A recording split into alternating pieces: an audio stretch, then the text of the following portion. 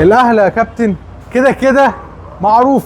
قلت لك السوبر لو الاهلي راح خد السوبر كل حاجه اتنست، والاهلي هيرجع باحسن فريق في مصر واحسن فريق في افريقيا، والثقه وانت قلت لي لا، بيراميدز هي بطل السوبر. طيب الاهلي طيب يا كابتن، هو بس في حاجه جزئيه صغيره، ان طالما جمهور الاهلي فرحان انا مبسوط بصراحه. ليه؟ الناس كانت الفتره اللي فاتت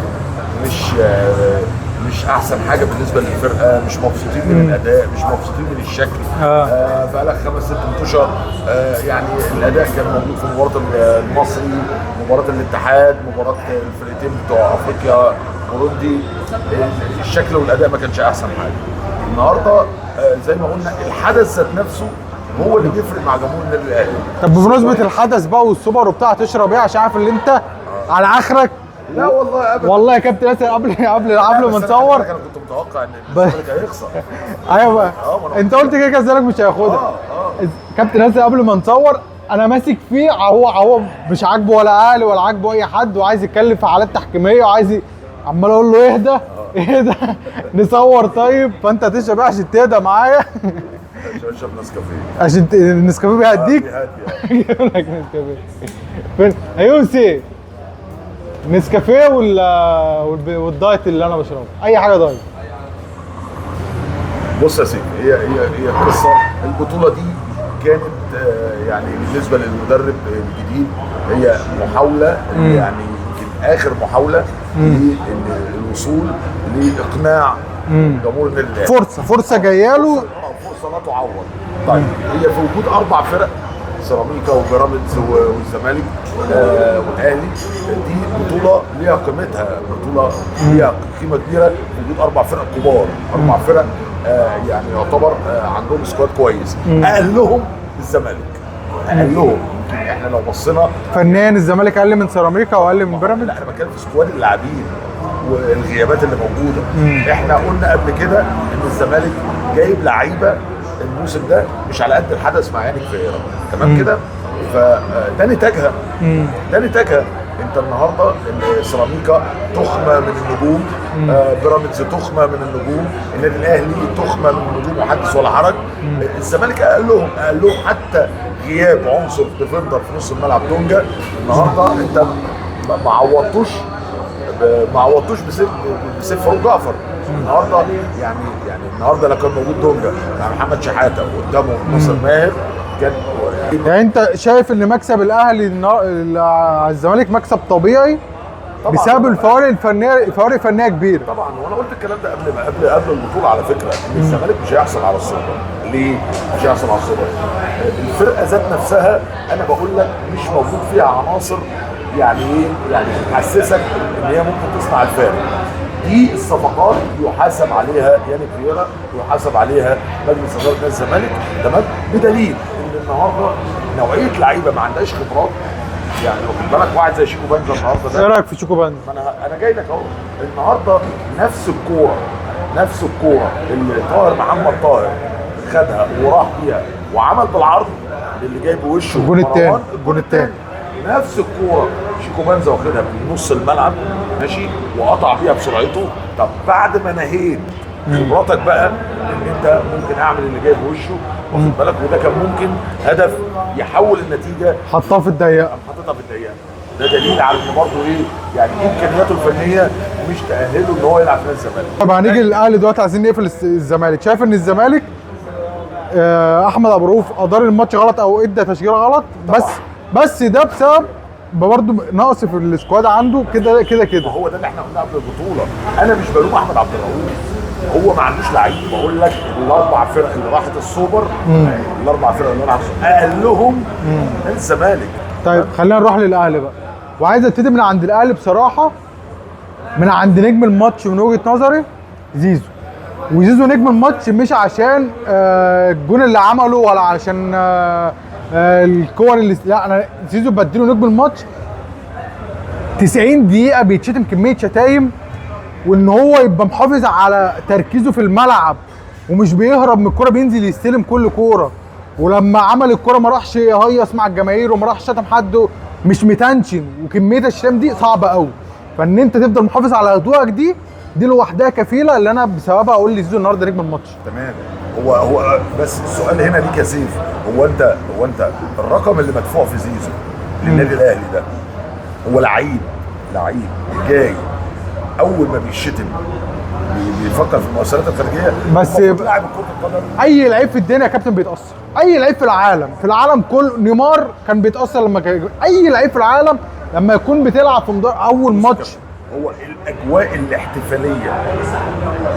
الاحتفاليه في بطوله السوبر اللي هو معمول في الامارات، التنظيم اللي انت شايفه الابهار والدخان وبتاع والكلام ده كله، تمام. احنا شطار قوي في الحاجات دي، يعني احنا قوي في التنظيم، واحمد سعد يغني وابراهيم سعد واخد بالك والناس دي، احنا مليون في المية شطار فيها، تمام. حلو. جمهور الاهلي حمى زيزو، حماه، واخد بالك، عارف ان جمهور الزمالك مش هيسيبه، وبالتالي جمهور الاهلي بقى مركز مع زيزو من اول كوره، عمال يشجعه، تعالى يا زيزو وروح يا زيزو. ما هو ده بيشتمه وده بيشجعه. الله ينور عليك. فجمهور الاهلي برضه ايه، ناس مفتحه عارفه ان ايه، ان جمهور الزمالك هيخلص على زيزو في ايه الكلام ده كله. فجمهور الاهلي في الاجواء الاحتفاليه دي حمى زيزو ان ايه، ان يخرج بره المباراه وبره تركيزه. والمفروض ان انت كلاعب كوره ان انت بتنزل المباراه انت مش خايف من حاجه، يعني الجمهور انت بتحط قطه في ودنك. بس اجواء صعبه يا كابتن بصراحه، لما اكون بلعب اول ماتش قدام فريقي اللي انا كنت اسطوره فيه وجماهير. وجماهير مين اللي قال لك اسطوره؟ من ضمن اساطير النادي، ارقامه اللي بتقول. بص يا سيف، احنا لازم نتكلم فنيا ومش تعاطف. طيب فنان زيزو مش كان اجمد لعيب في الزمالك؟ ما انا بقول لك هو ليه كان اجمد لعيب في الزمالك؟ التوقيت اللي كان موجود فيه زيزو في نادي الزمالك، مع احترامي الشديد، اعور وسط عميان. يعني انت مش كواليتي مثلا، انت يعني الناس كلها بتخدم عليه. طب ما هو فارق مع الاهلي، والاهلي مش هعور وسط عميان. زيزو فارق مع الاهلي. اشرف بن شرقي اللي فارق مع الاهلي. طب ايه رايك في اداء زيزو النهارده؟ بص يا كابتن، اشرف بن شرقي رجل المباراه بتاعت النهارده. الكوره بتاعت اشرف بن شرقي لو جت لزيزو والله العظيم هتبقى في الكشاف. طب ما زيزو هو اللي عملها له. بقول لك ايه، ده في واحده على الخط، زيزو القلاشه دي، انا اسف يعني زيزو مش اللعيب يعني اللي هو ايه، يعني تحس فيه اللمسه الجماليه بتاعت اشرف بن شرقي. طب ما بس الاسيست الاول مش اي حد يعمله، اسيست اوفر معمول يا سيدي. ده مش اوفر، لا ده مش اوفر يا كابتن، ده الاوفر ده معمول بتروح لاي حد، لكن هو عاملها لبن شرقي. وانا جاي النادي الاهلي العب كور ثابته، وقراني، ولا المفروض ان انا عندي حلول جوه الملعب؟ وانا لما اجي اقعد اجري في الملعب، بص انا بكلمك على حاجات فنيه بحته مش هيفهمها الا بتوع الكوره. النهارده المواقف اللي كان اشرف بن شرقي يستخدم فيها الكوره، تمام، يستخدم فيها العقول، يستخدم فيها مهارته، يستخدم فيها خبراته، بدليل ما مش كل اللعيبه شبه بعض يا كابتن. في واحد زي اشرف بن شرقي دماغه في الكوره اعلى، زيزو بدنيا اعلى، ما مش كل اللعيبه شبه بعض. هنا ندي الحق لاشرف بن شرقي اللي هو نجم المباراه في ايه؟ ما هو بن شرقي كده ما اختلفناش. انا لما بتجي لي واحده يا سيف، انا لما بتجي لي ماتش الاهلي والزمالك دي واحده وبتلم بيها الليله، ليه؟ عشان انا بعمل ضغط نفسي وعصبي عليك. الاهلي لما جاب في التوقيت ده الزمالك كان رايح بكورتين، يعني احنا بنتكلم فنيا في التوقيت اللي الاهلي جاب فيه جول الزمالك وصل لمرمى الاهلي مرتين. قبل بس ما نروح، حصل ولا ما حصلش؟ حصل، بس انا مش عايزك تبخل حق زيزو بصراحه. انا مش ببخس حق زيزو، عمل ماتش كويس وماتش فيه مجهود بدني كبير.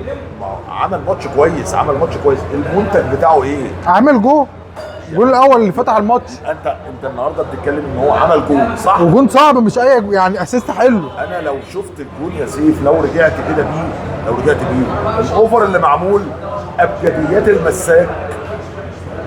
المساك اللي ساعد في وصول الكوره لاشرف بن شرقي. انا بكلمك في الكوره ان الراجل محمد اسماعيل الكوره معديه من فوقيه. ماشي، ما هي الكوره اخطاء، انا استفدت بالغلط، شفت محمد اسماعيل في غلط عملتها راح. تمام. استخدام اشرف بن شرقي بقى للكوره بتاعت الخطا بتاعت محمد اسماعيل، استخدام ايه؟ ولا اروع من كده، ولا اروع. ليه؟ استلام بقرار ما يعملهاش غير صنايعي زي اشرف بن شرقي لعيب كبير كده. طب تقييمك لزيزو كام النهارده في الماتش ده؟ بالمستوى اللي انت بتقول عليه، انت لو عاوز انت تقيمه جري قد ايه، هو جري حوالي 14 كيلو. تمام؟ ال 14 كيلو دول يعملوا ايه مثلا؟ يعملوا ازاي من هنا وبنها؟ ماشي مفيش مشكله، الكوره عمرها ما كانت جري كده، الكوره كوره للمتعه. يا كابتن ما هو جري وعمل الجول الاول، يعمل ايه تاني طيب؟ انا ما قلتش حاجه على فكره. ما هو الجول الاول ده صعب، اسيست صعب مش اسيست. زيزو. بص يا سيدي، احنا دلوقتي بنتكلم، انا مش ضد زيزو. لا انت كده ضد زيزو قوي. في ايه؟ ما هو يعني انت طالب مني ان انا اقول لزيزو ده؟ لا، طالب منك ان انت الناس دلوقتي زيزو عمل ماتش كبير، في ماتش صعب وماتش الجماهير فيه نازله، جماهير الزمالك نازله تهدم زيزو. 90 ده بيتشتم. انا بقول لك فاللي هو يبقى محافظ على تركيزه، لا لازم تديله حق. في ايه؟ محافظ على تركيزه 90 دقيقه، عمل الجون الاول جون صعب، الراجل موجود بينزل يستلم مش بيستخبى، يعني واحد مكانه في ماتش صعب زي ده هيستخبى من الكوره. تمام. زيزو النهارده اكتر واحد استلم كوره في الاهلي. تمام. المنتج بتاعها ايه؟ الجون الاول، اساس الجون الاول. تمام. يعني هو اكتر واحد استلم كوره وبينزل ياخد الكوره، فعمل اوفر، عدت من سيرت باك، بقى احسن لعيب في الملعب. طيب اللي خد الكوره في الموقف الصعب، واخد بالك، ما هي الكوره مواقف جوه الملعب، انت بتتصرف فيها ازاي؟ هو بن شرقي وبروزها، انا معاه. بن شرقي لولا بن شرقي هو اللي ده بن شرقي لو انت جبت ادخل لعيب في الدوري المصري، ما احنا معانا. طب عمرو ناصر لما جات له نفس الكوره عمل ايه؟ مدي ظهره للجون، واخد بالك، الشناوي طالع، تمام، بعد ما استلمها، عارف اشرف بن شرقي زي هيقوم رايح للشناوي وعامل له كده وموقعه على وشه وحاططها. تمام كده؟ يعني انت شايف ان زيزو النهارده عمل ماتش عادي؟ عادي جدا، ما هو زي مروان عطيه بيجري بالعرض برضه، واخد بالك، انت فاهم؟ طيب انا مختلف معاك بصراحه يا كابتن في الموضوع، انا مختلف معاك في الموضوع ده. انت عاوزني اقيم لعيب الكوره، انا بقيمه على المنتج الفني. زيزو النهارده ايجابي في الملعب. انا ما قلتش حاجه، ما هو ايجابي، بس السوبر ستار تاني، السوبر ستار اللي بروز ده اشرف بن شرقي. طيب في المجمل كده شايف اداء الاهلي في ماتش الزمالك وما بعد ماتش الزمالك، يعني ماتش الاهلي فنيا دلوقتي جماعيا بقى فريق فعلا كويس، والماتش ده هيفوقه في الفتره اللي جايه؟ ده المفروض بعد فتره المعاناه، في الخمس مباريات اللي فاتت. انا قلت لك قبل البطوله ان البطوله دي طوق النجاه لمين؟ للمدرب وللاهلي. مجلس الاداره والمدرب. مجلس الاداره لو المدرب ما كانش خد البطوله دي، كان هيبقى عليه سكوب، كان يبقى الدنيا هتخرب. دي حقيقه فعلا ولا الكلام غلط؟ ده حقيقه. طيب البطوله دلوقتي اديتك دفعه معنويه، للمفروض ان الاهلي يرجع من البطوله، واخد بالك، هيقدم كوره عالميه في ايه؟ ان انت عملت الكلام ده فين؟ سوبر وكسبت الزمالك. جريت 14 كيلو وناس جريت 15 كيلو وناس مش عارف ايه، وناس معنوياتها مرتفعه، جايب قوه دفع قويه. هي دي قوه الدفع. بكره نتفرج ونشوف، واخد بالك، هل الاداء هيبقى في تصاعد ولا؟ طب انت متوقع ايه؟ شايف ان الراجل شكل الفريق اتغير معاه بدايه من ماتش سيراميكا وماتش الزمالك؟ شايف ان هو بدا يلمس الفرقه؟ هو خلينا بس نتفق ان حاجه، ان الاهلي لعب في البطوله دي ماتشين، صح؟ ماتش مع سيراميكا كسب 2-1، تمام، وماتش مع النادي مع الزمالك ماشي كسب 2-0، صح؟ المباراتين للمشاهد المباراتين النتيجه كانت تهم النادي الاهلي اكتر من الشكل الجمالي. النتيجه كانت تهم كده، يعني المدرب ده كان يهمه ان ياخد البطوله، بس الاداء الفني ما كانش وحش، يعني الاداء الفني يعني فوق المتوسط. بدا لا الاهلي كان في حته وبقى في حته ثانيه خالص. تمام. خلينا بس نتفق ان في مباراه سيراميكا الاهلي كسبان لغايه الدقيقه كام؟ 96. انا عاوزك كنت تشوف منظر النادي الاهلي وهو بيدافع مع سيراميكا، تمام، مش انا اللي بقول، ده الاداء، تمام، وحتى كان في شكوك على ان في ضربه جزاء. لا مش شكوك، هي ضربه جزاء وانا قلت ضربه جزاء. احنا اللي بنقول على فكره هي ضربه جزاء. ده الناس اللي قالت الكلام ده ان الكورتين اللي جم للسيراميكا كانوا ممكن يغيروا كل الماتش. يعني انت مثلا 2-1 يتحسب لي ضربه جزاء، كان ممكن سيراميكا يكسب بضربه الجزاء، مش وارد؟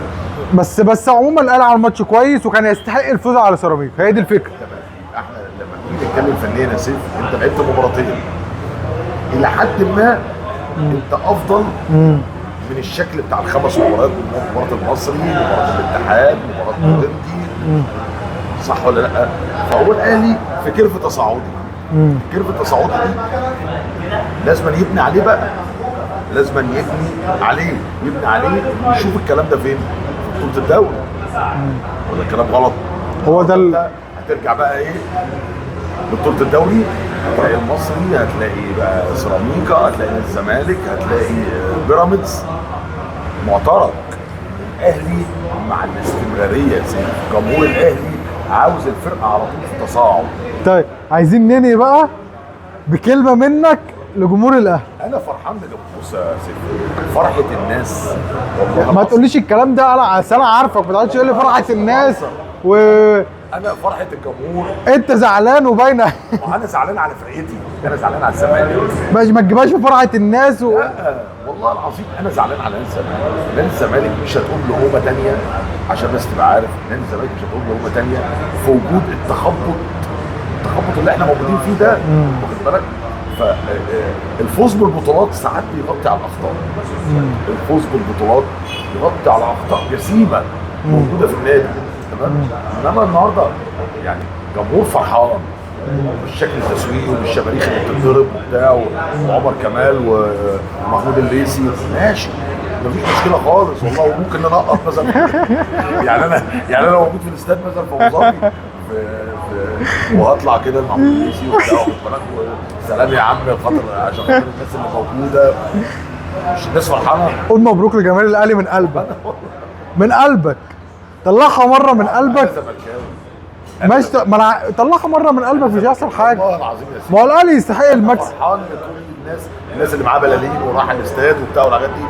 ما هو ده مش رايح يتكلم في فنيات، هو ده رايح عاوز اول ما الكوره يجي، وممكن تلاقيه قاعد مثلا في المدرج بعيد فهو مش شايف الكوره، فقالوا له الكوره دخلت، فهيقوم قايم. فالناس اللي زي دي كده الواحد بيبقى فرحان لها والله، كفايه اللي هو الضغوط اللي هي فيها.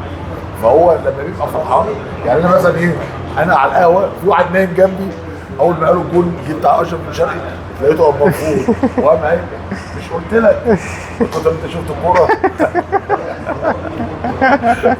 طب ده اقول له ايه؟ قول له مبروك، قول له مبروك من قلب. قلت له والله ايوه 10 على 10. مبروك لجماهير الاهلي. قلت له اقول لك على حاجه، ارجع نام لك ربع ساعه وانا بقول لك ايه، واخد بالك النتيجه ايه اول باول. كاننا في الراديو. شكله يا عيني جاي من الشغل تعبان، واخد بالك؟ العربيه نزلته على القهوه فعاوز يقعد شويه وبتاع، واخد بالك؟ في الاخر خد البطوله فرحان، ما يفرح يا عم. انا هكره فرحه الناس ليه؟ انما انا بتكلم في الكوره اللي تعبني النهارده اشرف بن شرقي. اقسم بالله يا سيف، اقسم بالله، وانا الواد الكوره في رجليه حلوه، الكوره في رجليه سليمه، الكوره في رجليه يعني الاستلام يا عم بتاع واحد صنايعي، الكوره معديه راجل سيرد باك، استلامه واخد بالك بكفيه وش رجليه في الناحيه الثانيه بتاعت حاجه عمده. لا ده انا اديله فلوس، انما انت بتحب بن شرقي قوي. ما هو مش انا اللي بحبه، الكوره هي اللي بتحبه يا سيدي. يعني هو في اثنين بيختلفوا على اشرف بن شرقي؟ لا طبعا. ما هو الثاني الراجل ريبيرو ده والراجل كولر كانوا هيخلصوا عليه، كان هيزهقوه. فاكر لما قلت لك هيمشي؟ ايوه حصل. هو اشرف ده لو ما تلاقاش المناخ لازم تديله راحته وتديله الثقه. اشرف احلى سنين عمره في الزمالك، احلى كره قدمها في الدنيا وهو في الزمالك. ده لسه ما قدمش يعني 50% من مستواه. هو فنيا احسن لعيب في الثلث الهجومي الاهلي. ده يا عيني النهارده تريزيجيه صعب عليا، هو عاوز يعمل كل حاجه مش عارف يطلع اي حاجه. الكوره عاوز ياخدها ويخش جوه، واخد بالك؟ يعني بن شرقي نوعه. اشرف بقى بص انه عامل كده مره ويقوم عامل كده ويقوم عامل كده، ينوع لك حتى في المهاره، يخليك قصه مش قصه جري يا سيدي. الكوره عمرها ما لو جري يبقى العاب القوه هي جزء اساسي من المباراه. انت النهارده بتشوف اللمسه بتاعت ميسي تشوف اللمسه بتاعت اي حد حريف يعني. هو ممتع بصراحه، بن شرقي ممتع. فانا مبروك للاهلي، مبروك للاهلي، ونهنا من عند بن شرقي لان هو نجم الليله فعلا بصراحه من وجهه نظري، مع تريزيجيه مع زيزو اللي انت برضو مختلف، بس وجهه نظرك مبروك زيزو. بس ايه يعني، عارف انت اللي هو ايه يعني، كل شويه يعمل فانيلا حقه الراجل بيتشتم 90 دقيقه. زيزو جمهور الاهلي حماك النهارده يعني بس هو اداؤه حقه بصراحه، اداؤه يشفع له كويس قوي. خلي بالك جمهور الاهلي كان مركز كويس جدا في حمايه زيزو من جمهور الزمالك، ونجح يعني. جمهور الاهلي لو تلاحظ كل كرة بينده له تعالى يا زيزو تعالى، يمكن مفيش حد نادى على اشرف بن شرقي. حاجه غريبه قوي برضه. قول لي زيزو اللي انت عملت ماتش حلو. اقول لك على حاجه يا زيزو، والله العظيم انت بتعرف تلعب. والله مش عشان حاجه، بجد يا زيزو يعني هي كوره ارزاق.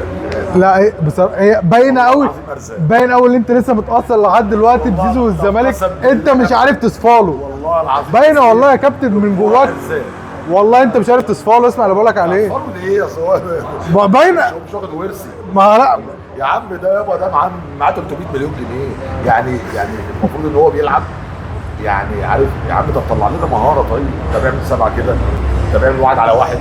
طب اقول لك على حاجه، هات زيزو قدام واحد زي احمد فتوح مثلا، 1 على 1 لو عدى منه بحق. انما زيزو هيزقها